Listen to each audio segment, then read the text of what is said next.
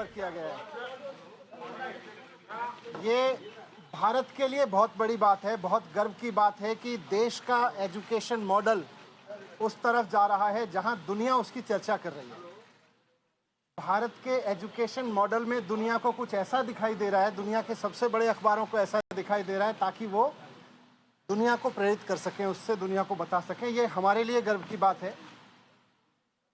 अभी मैं ये देख रहा था कि इसी न्यूयॉर्क टाइम्स के फ्रंट पेज पे करीब 1.5 साल पहले ये तस्वीर छपी थी, आपने भी देखा होगा, जिसमें कोविड के दौरान नदी के किनारे जलती हुई लाखों लाशों की तस्वीरें छपी थीं। कोविड के दौरान लाखों लाशें मां गंगा के किनारे पर किस तरह से गैर इंसानियत से जलाई गई थी, उसकी तस्वीर, उसकी खबर न्यूयॉर्क टाइम्स में छपी थी 1.5 साल पहले। जब ये खबर हमने देखी थी और देश के लोगों ने देखी थी तो एक भारतीय के नाते थोड़ा अपने आप पे शर्म आई थी, अपनी गवर्नेंस पे शर्म आई थी, अपने मॉडल पे शर्म आई थी। दुनिया में कोविड हैंडल हो रहा था लेकिन हम ऐसे हैंडल कर रहे थे, इस पे शर्म आई थी कि भारत में कोविड ऐसे हैंडल हो रहा है। कल जब ये खबर छपी तो एक भारतीय के नाते सबको गर्व हुआ कि भारत में एजुकेशन का ऐसा मॉडल है जिसको न्यूयॉर्क टाइम्स जैसे अखबार फ्रंट पेज पे लीड स्टोरी बना बना के पूरी पिक्चर और पूरी स्टोरी छाप रहे हैं, इतना बड़ा आर्टिकल छाप रहे हैं। ये मेरे लिए भी गर्व की बात है, लेकिन मैं बहुत विनम्रता के साथ कहना चाहता हूँ कि ये खबर मेरी उपलब्धि नहीं है। ये खबर मेरी वजह से नहीं छपी कि मैंने कुछ ऐसा कर दिया जिसकी तारीफ हो रही है। ये एक्चुअली दिल्ली के टीचर्स की तारीफ है। तो आज जब न्यूयॉर्क टाइम्स के फ्रंट पेज पे दिल्ली के टीचर्स का काम छप रहा है और सारी दुनिया उनकी तारीफ कर रही है, तो मैं दिल्ली के टीचर्स को बहुत बहुत बधाई देना चाहता हूँ। मैं उनको कहना चाहता हूँ कि इसी तरह से लगे रहिए। लाखों करोड़ों बच्चे, आने वाली पीढ़ियाँ इस बात को याद रखेंगी कि दिल्ली के टीचर्स ने और दिल्ली के बच्चों ने इतनी मेहनत की कि उनका काम दुनिया में, सारी दुनिया के सर चढ़ के बोला, सारी दुनिया में भारत की तारीफ का कारण बना। ये हम सब के लिए और ख़ासतौर से हमारे टीचर्स के लिए गर्व की बात है। कल मेरे घर सीबीआई के ऑफिसर्स आए थे और दिल्ली सचिवालय में मेरे जो एजुकेशन मिनिस्टर का, डिप्टी सीएम का ऑफिस है, वहाँ पर भी उन्होंने रेड की थी। सारे ऑफिसर्स दोनों जगह बहुत अच्छे लोग थे, बहुत अच्छे से सबने बहुत व्यवहार किया। उनको ऊपर से ऑर्डर्स हैं, उसकी तामील उनको करनी है। जो भी उनसे सही गलत कराया जा रहा है वो ऊपर के ऑर्डर से कराया जा रहा है। लेकिन मैं व्यक्तिगत रूप से खुद और अपने परिवार की तरफ से उन तमाम सीबीआई ऑफिसर्स का बहुत धन्यवाद करना चाहता हूं जिन्होंने कल बहुत अच्छे से मेरे परिवार के साथ व्यवहार करते हुए मेरे घर को सर्च किया। और मुझे व्यक्तिगत रूप से उनसे मिलके अच्छा लगा। सीबीआई कोई अपने घर पे नहीं चाहता है, लेकिन अच्छे लोग थे, अच्छा लगा। जिस एक्साइज पॉलिसी के बारे में ये सारा विवाद खड़ा किया जा रहा है, मैं उसके बारे में कहना चाहता हूं कि वो इस देश की सबसे बेस्ट एक्साइज पॉलिसी है और उस पॉलिसी को हम पूरी ट्रांसपेरेंसी और पूरी ईमानदारी से लागू कर रहे थे और बहुत ईमानदारी से वो पॉलिसी तैयार की गई। अगर दिल्ली के एलजी साहब ने 48 घंटे पहले उस पॉलिसी को फेल करने की साजिश के तहत अपना फैसला नहीं बदला होता तो आज दिल्ली सरकार को इस बेस्ट एक्साइज पॉलिसी से कम 10,000 करोड़ रुपए हर साल मिल रहे होते। ये लोग कह रहे हैं कि इस पॉलिसी में बहुत बड़ा घोटाला हो गया। कल मैं मनोज तिवारी जी का एक प्रेस कॉन्फ्रेंस देखा मैंने। मनोज तिवारी जी कह रहे थे कि 8,000 करोड़ का घोटाला हो गया एक्साइज पॉलिसी। मनीष सिसोदिया ने 8,000 करोड़ का घोटाला किया। फिर थोड़ी देर बाद बीजेपी के और एक नेता आए प्रेस कॉन्फ्रेंस करने या शायद किसी मीडिया में बात करने, वो बोले 1100 करोड़ का घोटाला मनीष सिसोदिया ने किया है। फिर मैं सोच रहा था कि एलजी साहब ने जो प्रेस रिलीज जारी किया था उसमें उन्होंने लिखा था 144 करोड़ का घोटाला कर दिया मनीष सिसोदिया ने। कल फिर जब सीबीआई के ऑफिसर्स आए तो वो एफआईआर लेके आए थे, उसमें ना 8,000 करोड़ का जिक्र था, ना 1100 करोड़ का जिक्र था। उसमें लिखा था, सोर्सेज कह रहे हैं कि 1 करोड़ का घोटाला हुआ है। सोर्सेज कह रहे हैं कि 1 करोड़ का घोटाला हुआ है, ये सीबीआई की एफआईआर कह रही है। इसमें ना 144 करोड़ का जिक्र है, ना 11,000 करोड़ का जिक्र है, 1100 करोड़ का, ना 8,000 करोड़ का मनोज तिवारी जी वाला जिक्र है। मैं कह रहा हूं कि ये सब बकवास है, ये सब बकवास कर रहे हैं। इस पूरी पॉलिसी में कोई घोटाला नहीं हुआ, बहुत शानदार पॉलिसी है। और जो ये लोग कह रहे हैं, इनको ना तो कुछ पता है, ना इन्होंने कुछ पढ़ा है, बस इनको तो कहीं से कोई स्क्रिप्ट जो दी जाती है ये उसको रटते हैं।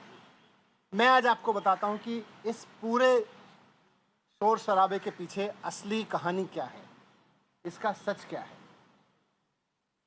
सच ये है कि मुद्दा शराब का घोटाला है ही नहीं। इनको शराब के किसी घोटाले की चिंता नहीं है, इनको घोटाले की चिंता नहीं है।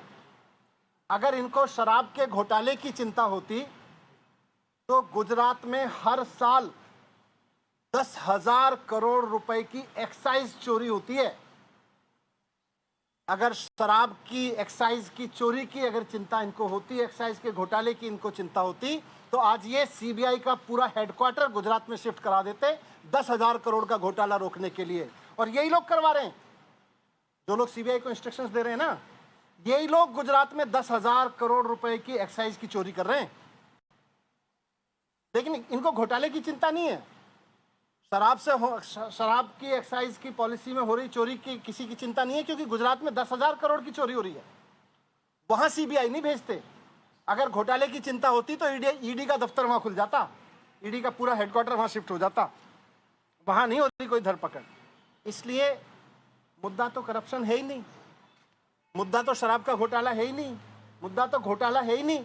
अगर मुद्दा घोटाला होता तो प्रधानमंत्री जी ने कुछ दिन पहले बुंदेलखंड एक्सप्रेसवे का उद्घाटन किया था। आप सबने देखा था, आप सबने दिखाया था, सारे मीडिया ने चलाया था, और सारे मीडिया ने देश के बहुत शोर से बताया कि प्रधानमंत्री जी ने जिस हाईवे का, एक्सप्रेसवे का उद्घाटन किया था, 5 दिन के अंदर अंदर वो पूरी तरह से धंस गया।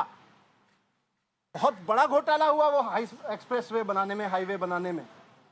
अगर मुद्दा करप्शन होता तो आज सीबीआई और ईडी प्रधानमंत्री द्वारा उद्घाटित किए गए उस महामार्ग के घोटालेबाजों को पकड़ रही होती, उनके घर रेड कर रही होती, जिन्होंने इतना बड़ा घोटाला कर दिया कि प्रधानमंत्री जी ने जिस एक्सप्रेसवे का उद्घाटन किया 5 दिन में धंस गया। वो है घोटाला। लेकिन जैसा मैं कह रहा हूं, मुद्दा घोटाला है ही नहीं। शराब या एक्साइज की चोरी इनकी परेशानी है ही नहीं, इनकी परेशानी है अरविंद केजरीवाल। इनकी परेशानी है कि अरविंद केजरीवाल जिस तरह से अब पूरे देश में एक काम करने वाले ईमानदार नेता के रूप में पहचान बनाते जा रहे हैं और पूरे देश के लोग अब उनको पसंद करने लगे, इनकी परेशानी ये है। और पंजाब के बाद तो पूरे देश में अरविंद केजरीवाल जी को एक राष्ट्रीय विकल्प के रूप में देखा जाने लगा है, इनकी परेशानी ये है। ये जो पूरी कार्रवाई मेरे खिलाफ हो रही है, ये जो पूरी कार्रवाई मेरे दफ्तर में हो रही है, मेरे घर में रेड डाली जा रही है, ये हो ही इसलिए रही है कि अरविंद केजरीवाल जी को रोकना चाहते हैं। ये अरविंद केजरीवाल जी को रोकने की जो साजिश रची जा रही है उसी स्क्रिप्ट का हिस्सा है। आप सब जानते हैं, देश जानता है कि अरविंद केजरीवाल जी की सबसे बड़ी ताकत है कि वो एक बहुत कट्टर ईमानदार नेता है। अरविंद केजरीवाल जी की दूसरी सबसे बड़ी ताकत है कि उनको काम करना और काम करवाना आता है। उनको दिल्ली का एजुकेशन ठीक करके उन्होंने दिखा दिया कि एजुकेशन कैसे ठीक होता है, उन्होंने हेल्थ ठीक करके दिखा दिया कि हेल्थ सिस्टम कैसे ठीक होता है। आज दुनिया भर में मैंने दिखाया आपको, आज अरविंद केजरीवाल जी की वजह से दुनिया भर में भारत का नाम रोशन हो रहा है। इसलिए आज ये इत्तेफाक नहीं है कि हेल्थ और एजुकेशन पर दुनिया भर में भारत का नाम रोशन करने वाले अरविंद केजरीवाल जी के हेल्थ मिनिस्टर के छापे डाले जा रहे हैं, उनको जेल में डाला जा रहा है। उनके एजुकेशन मिनिस्टर के छापे डाले जा रहे हैं, उनको मुझे जेल में डालने की तैयारी की जा रही है। मेरी गलती ये थोड़ी ना है, वो भी जानते हैं कि कोई भ्रष्टाचार नहीं हुआ, इनको पता है कि कोई भ्रष्टाचार नहीं हुआ, इसीलिए उलझुल बके जाते हैं। इनको मैंने भ्रष्टाचार नहीं किया, मैंने सिर्फ इतना किया है कि अरविंद केजरीवाल जी का एजुकेशन मिनिस्टर हूं मैं, इसलिए ये कर रहे हैं, इसलिए ये साजिश रची जा रही है। इन्होंने पहले अरविंद केजरीवाल जी के हेल्थ मिनिस्टर को गिरफ्तार किया, फिर कल मेरे यहाँ रेड डाल दी, अब 2-4 दिन में मुझको भी गिरफ्तार कर लेंगे। तो हेल्थ और एजुकेशन मॉडल जो है अरविंद केजरीवाल जी का, इनका मकसद है कि उसको रोका जाए। मैं कहना चाहता हूं कि देश के प्रधानमंत्री नरेंद्र मोदी जी को पूरे देश ने इतना बड़ा जनमत दिया है, ये शोभा नहीं देता प्रधानमंत्री जी को, नरेंद्र मोदी जी को ये शोभा नहीं देता कि वो इस तरह की छोटी छोटी सोच रखते हैं कि कोई आदमी काम करे तो उसके हेल्थ के काम को रोक लो, एजुकेशन मिनिस्टर को जेल में डालो, हेल्थ मिनिस्टर को जेल में डालो क्योंकि वो अच्छा काम कर रहे हैं, क्योंकि सारी दुनिया में तारीफ हो रही है। अरविंद केजरीवाल जी में और नरेंद्र मोदी जी में मैं आज रखना चाहता हूं आपके सामने कि अरविंद केजरीवाल जी और नरेंद्र मोदी जी में यही फर्क है। केजरीवाल जी को अगर कोई अच्छा काम करते हुए दिखता है तो केजरीवाल जी उसकी प्रशंसा करते हैं, उससे प्रेरणा लेते हैं, उसकी तारीफ करके उसका हौसला बढ़ाते हैं और खुद उससे सीख के खुद करना चाहते हैं। मोदी जी का रुख यह है कि उनको अगर कोई अच्छा काम करता हुआ दिखता है तो वो उसके काम को रोकना चाहते हैं, उसके काम को साजिश के तहत रोक के उसके लोगों को और उसको सीबीआई और ईडी का डर दिखा दिखा के उसको रोकना चाहते हैं। 2 दिन पहले अरविंद केजरीवाल जी ने make in India campaign launch किया। देश को नंबर 1 बनाना है, शिक्षा के जरिए, स्वास्थ्य के जरिए, रोजगार के जरिए। इस पे तो सारे देश को गर्व है। इस पे मोदी जी को भी गर्व होना चाहिए कि हमारे देश का एक मुख्यमंत्री make India number 1 campaign launch कर रहे हैं। हेल्थ और एजुकेशन के जरिए एक देश का विकास करने का विजन लेके चल रहे हैं। मोदी जी को तो इनको सपोर्ट करना चाहिए था। लेकिन जिस दिन अरविंद केजरीवाल जी ने मेक इंडिया नंबर 1 कैंपेन जारी किया, उसके 2 दिन के अंदर अंदर मोदी जी ने केजरीवाल जी के एजुकेशन मिनिस्टर के यहाँ पे सीबीआई की रेड करवा दी। केजरीवाल जी गरीबों के लिए, आम मिडिल क्लास आम आदमी के लिए काम करते हैं, उसके लिए सोचते हैं। मोदी जी केवल और केवल अपने कुछ करोड़पति अरबपति लोगों के लिए, अपने कुछ अरबपति दोस्तों के लिए सोचते हैं, उनके लिए काम करते हैं।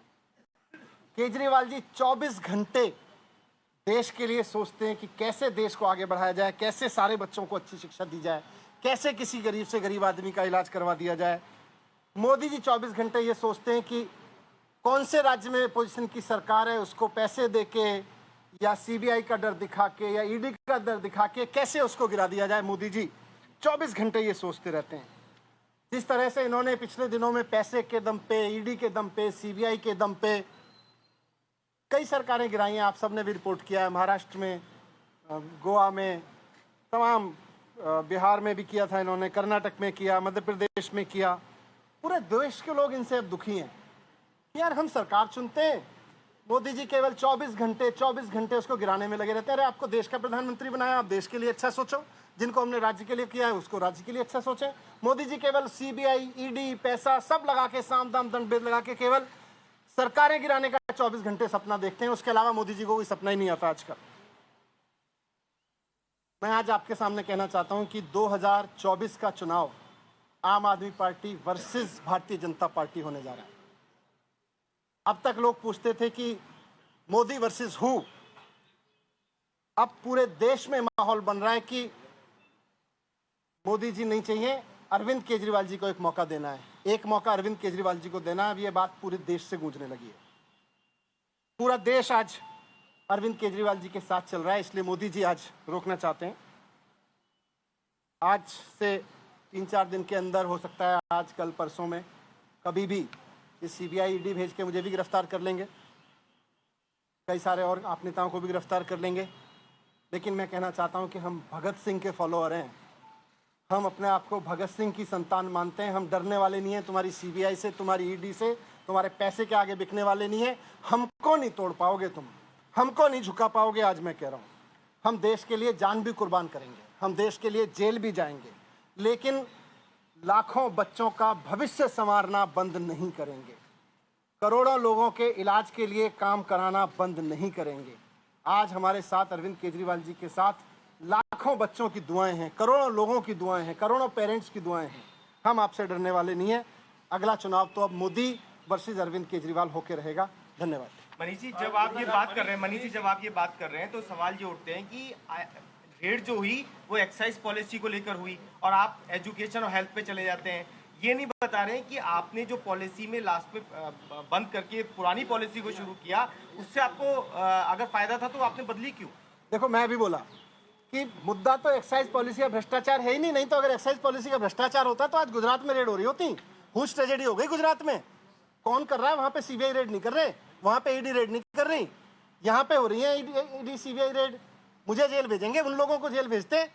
इनके ही तो लोग हैं वो करा रहे हैं, 10,000 करोड़ की चोरी कर ले रहे हैं, लोग मरवा रहे हैं। तो मुद्दा तो असली है कि अरविंद केजरीवाल को कैसे रोकना है। पुरानी पॉलिसी दोबारा से क्यों लाई गई? पुरानी पॉलिसी दोबारा से क्यों लाई गई?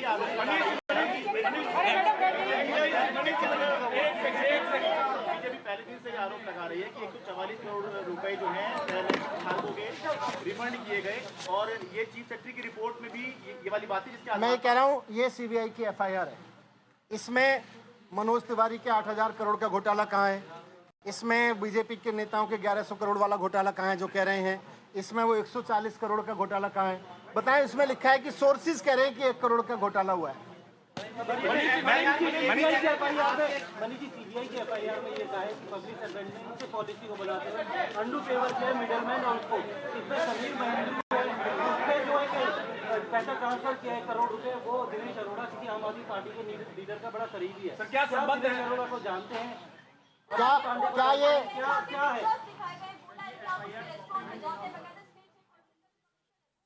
मैं तो कह रहा हूं अगर मुद्दा घोटाला होता तो आज सीबीआई बड़े बड़े जो किंग पिंस 10,000 करोड़ का घोटाला कर रहे हैं उनके यहाँ बैठे होते। मेरे यहाँ किसी के यहाँ बैठे हैं, उनको भी पता है कि घोटाला नहीं है, बैठे हैं। ठीक है, थैंक यू।